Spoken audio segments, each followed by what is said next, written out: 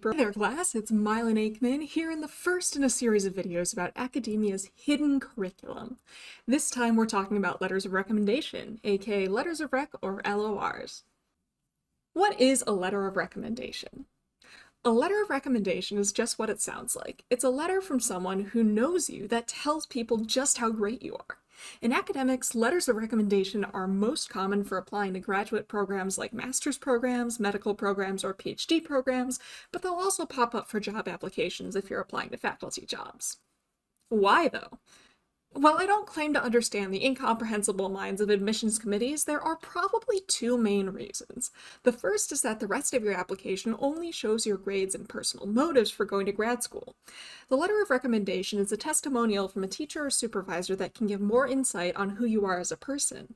Are you everything that you said you were in your personal statements, or are you actually a giant jerk whose application is full of lies? The second is mainly for PhD programs. One of the big things they're looking for is whether you'll survive this program. Doing a PhD is really hard, and it takes a lot of tenacity. They only want to invest in people who have that tenacity. The person writing the letter ideally has some insight into whether you're up for the task, like someone who's been through a PhD program themselves. How do I get a letter of recommendation? Well, ideally you want to start thinking about this as early as possible, but you can get away with waiting until your junior year. If you wait until your senior year, I would recommend not applying for grad school right out of undergrad and taking a year off between. Your primary goal is forming positive student-mentor relationships with your professors. Participate in class, ask questions about the material, and stay engaged, especially if you're in a smaller class. Spend a couple of semesters getting research experience, either as a research assistant or a capstone student. Visit their office hours to talk about the material or your career goals.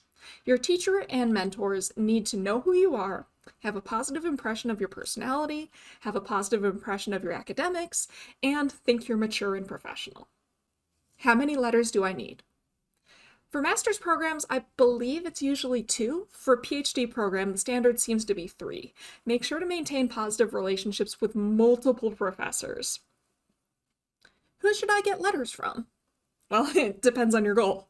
Some programs will get really specific about exactly who they want letters from. For example, they might tell you they want 1 letter from non-science faculty and 2 from science faculty. If you're applying to a medical program, it might make sense to have a supervisor from a medical internship or volunteer position to write a letter for you. For master's programs, I would try to get mostly letters from professors with PhDs, but 1 letter from a teaching assistant might be fine. For PhD programs, definitely focus on getting letters from people with PhDs. Like I said, application committees want to know if you'll finish the program. Who better to assess that than someone who knows you well and has completed a PhD themselves? A letter from a teaching assistant won't hold nearly as much weight. What if I don't get to know my professors? It might be good to take a year or 2 off to get additional experience. This is totally normal. Lots of PhD students take gap years these days. I personally had 2 years between undergrad and my PhD program. Take this time to seek out opportunities to make connections. Get a position as a post-baccalaureate researcher if you can. Get a job as a lab manager or research assistant. Get an internship. Volunteer. It's a lot harder, honestly, to make connections with professors and researchers after you graduate, but it's not impossible. When do I ask for a letter of recommendation? Start thinking about this stuff early. The average deadline for PhD applications varies by field, but for psychology, the earlier ones tend to be in November, and the later ones are in December, the year before you intend to start your program. For other disciplines, there might be earlier or later deadlines, so make sure to look this up early. You don't want this stuff sneaking up on you. Master's program deadlines are usually a little later in my experience, like January or maybe even February, but still, be careful with this. When I was applying, faculty advised me to ask an absolute bare minimum of 2 weeks before the deadline if they would write me a letter of recommendation. These days, it seems like most faculty are actually looking for at least a month's worth of warning.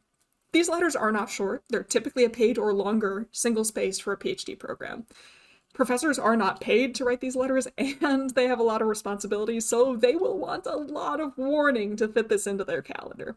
Never, and I mean never, put a professor down as a recommender on your application unless they have given you the go-ahead. I do not care if the admissions counselor has said it's fine, it's not. It leaves a really bad impression on the person who's supposed to be hyping you up.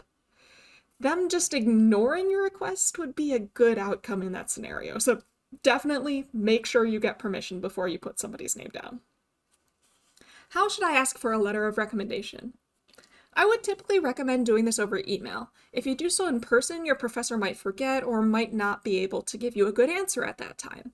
Assuming that you aren't actively working with this person, you'll want to remind them who you are. Some professors have hundreds of students a semester and thousands or tens of thousands over the course of their careers, and they may not remember you in particular. Tell them which of their classes you were in, if any, and the grade you got in that class. If you had any notable positive interactions with this professor, or if there's anything particularly memorable about you, make sure to mention that to jog their memory. If you want, you can tell them something you took away from their class, but I don't consider this a requirement. Tell them that you're asking for a letter of recommendation and what it's for. Mention how many programs you're applying to and the application deadline.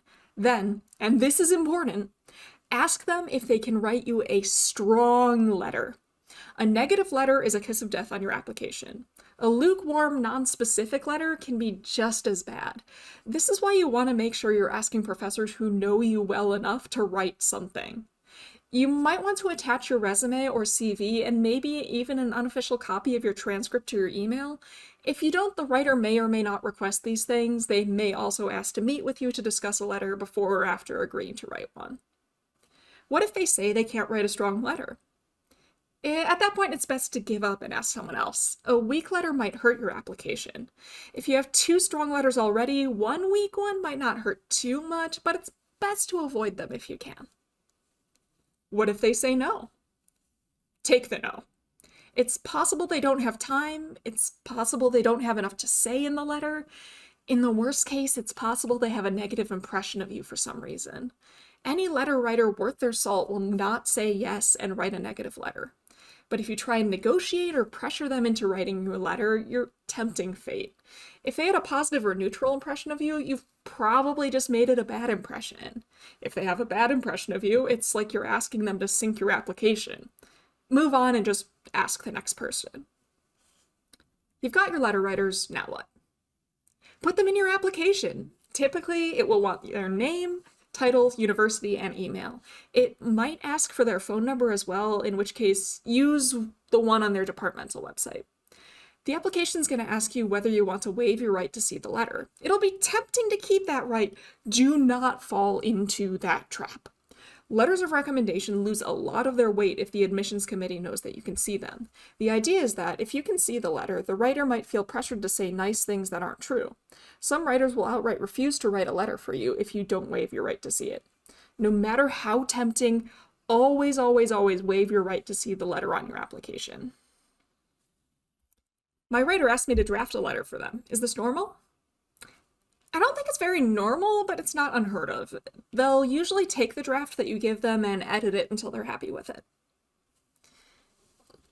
It's near the deadline and my professor hasn't written the letter. What do I do? Don't freak out. Professors are human too, and that means many of them also procrastinate just like you might. Don't inundate them with emails. Maybe send them one reminder a few days before the deadline if you're worried. If it's the day of the deadline and you haven't heard back from them and your application says they haven't submitted the letter, maybe give them one more poke. If I don't get in, do I need to ask them to use them as a letter writer for the next application cycle? Yes, please. If something in your qualifications has changed, this will let them know to update your letter. If nothing's changed on your end, something might have changed on theirs. Maybe they're retired, or maybe they're too busy this time around. It's also good to just give them a heads up. Would you like it if a teacher gave you a homework assignment without telling you and you only found out because you got an email saying, hey, this deadline's coming up? Neither would your professor, so make sure that they're aware that they're going to get a request. I got in! How can I thank my professor? There's no need for thanks, but I do know a lot of us would love to know whether you got in. Most of the time, I never hear if my students' applications were successful. I want to know if you got in. I'm invested now. What does a good candidate for a letter of recommendation look like? I know all of what I've just said is kind of abstract, so let's look at some concrete examples. These are all based on real students that I've written letters for, though I've combined several students and changed some details for privacy's sake. Margot. Margot was a student in my statistics class in the last semester of her junior year. She had great grades, attended class regularly, and was always eager to participate when I asked the class questions. I happened to need some research assistance, so I asked interested students to apply to work with me. Margot applied and was super enthusiastic about the work. While working in my lab, she was super communicative. She never missed a deadline, followed instructions to the letter, and always reached out to me if she wasn't sure what to do, but she would also try and find a solution on her own first, so she wasn't relying on me for everything. She was clearly super enthusiastic about research and took me up on the offer to go to the conference that I was presenting our work at. At that conference, she even went to additional talks out of sheer curiosity. I could tell that she really loved research, she was great at working with the rest of the team, and great at communicating. When she asked me for a letter, I jumped at the chance to write one for her. Dave. Dave was a student in my social psychology class and later my smaller lab class during his junior year. He stood out even in a large lecture with over 100 students. He asked insightful questions, was always present and engaged, and would talk to me about his own research ideas sometimes before and after class, and they were good ones. In lab, he chose the research topic he wanted to do and conducted a thorough literature search that went above and beyond what was required for the project. When my TA and I gave him feedback, he took it well and clearly understood that we were giving it to help him, not discourage him. All of his writing and research for the lab was top-notch, and he was clearly super excited about what he was doing. I did not have him in his senior year, but he asked me to be a second member of his honors committee, so he was fresh in my mind when he asked for a letter. Cole. Cole was a bit of an unusual case. I had him in my statistics and social psychology classes in his sophomore year, and then my lab class in his junior year. He was a first-generation student and clearly super pumped to be there. His main strength was working with others. He was in my large lecture class during COVID, but stood out by being super engaged with the material in the Zoom chat, joking with the other students, and sharing memes based on the material. The memes were honestly super impressive and showed a deep understanding of the concept in the class. In lab class, he was the core of his group, making sure that everyone was on the same page, always doing his part in a timely manner, and offering to help other students when they were struggling. He didn't apply to grad school right out of undergrad, but he did keep in touch, sending me an email once or twice a year, checking in and mentioning things he'd learned in class that he'd used recently. He was one of my first students, and I still have a super positive impression of him. What can go wrong? I have unfortunately turned down letters before. Sometimes it was just that I didn't know the student well enough. Other times the student had been trying to form a positive relationship with me, but stumbled and left a bad impression. I'd like to talk about them here to help you avoid those same pitfalls.